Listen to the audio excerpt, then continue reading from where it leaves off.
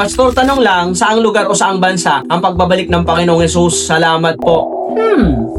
Ganda ng tanong. Sige, pag-usapan natin to. Alam nyo, isa ito sa mga tanong na paulit-ulit lumalabas. Saan ba babalik sa Jesus? Sa anong lugar? May specific bang lugar? Or baka sa Middle East or Israel lang? At minsan, may mga nagsasabi pang dito siya bababa, doon siya makikita. Sa lugar na ito, siya unang magpapakita. Pero ang tanong, ano ba talaga ang sinasabi ng Biblia? Tandaan natin na ang pagbabalik na Jesus ay hindi lihim. Ito ay makikita ng lahat. Narito siya'y dumarating na may mga ulap at makikita siya sa bawat mata. Pansinin mo, bawat mata. Hindi lang isang bansa, hindi lang isang grupo, hindi lang isang lugar. Ang pagbabalik na Jesus ay hindi secret mission, hidden appearance, private event. Ito ay global event. Pero may binanggit na lugar, ang Mount of Olives. Sa Book of Zechariah 14 verse 4, sa araw na iyon, ang kanyang mga paa ay tatayo sa bundok ng mga olibo. At sa Acts chapter 1 verse 11, si Jesus na ito ay babalik sa parehong paraan na inyong nakita. Siya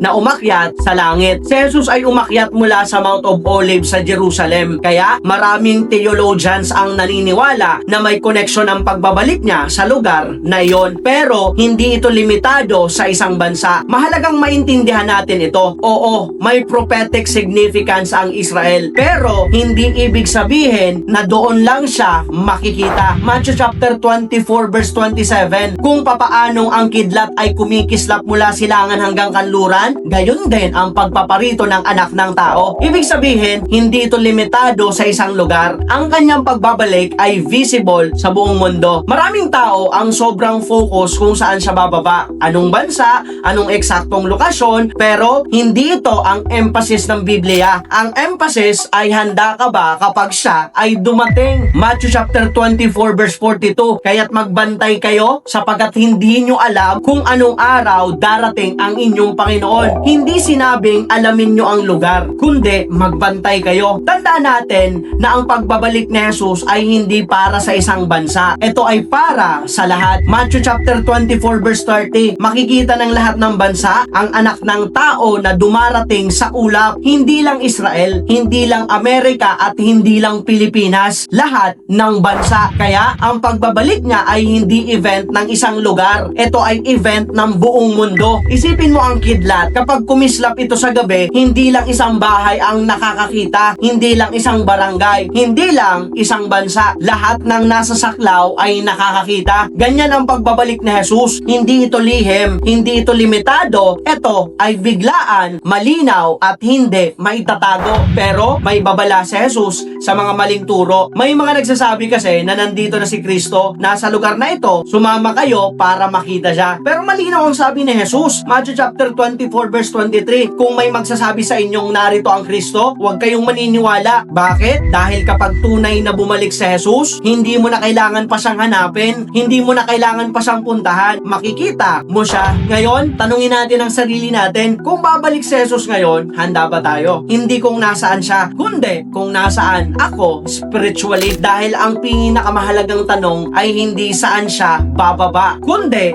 handa ba akong sumalubong? Colossians chapter 3 verse 2, etoon nyo ang inyong pag-iisip sa mga bagay sa itaas. Hindi tayo tinawag para mag-focus sa geography. Tinawag tayo para mamuhay sa kabanalan, maghanda, maglingkod at magbantay. Darating ang araw, hindi na mahalaga kung nasaan ka sa mundo. Nasa bundok ka man, nasa lungsod, nasa probinsya, or nasa kabilang dulo ng mundo, makikita mo siya. Ang langit ay bubukas, ang ulap ay mahahawi, at ang hari ng mga hari ay babalik. Hindi bilang isang sanggol, kundi bilang haring naghahari. At sa araw na iyon, ang tanong ay hindi saan siya dumating, kundi handa ba akong sumama?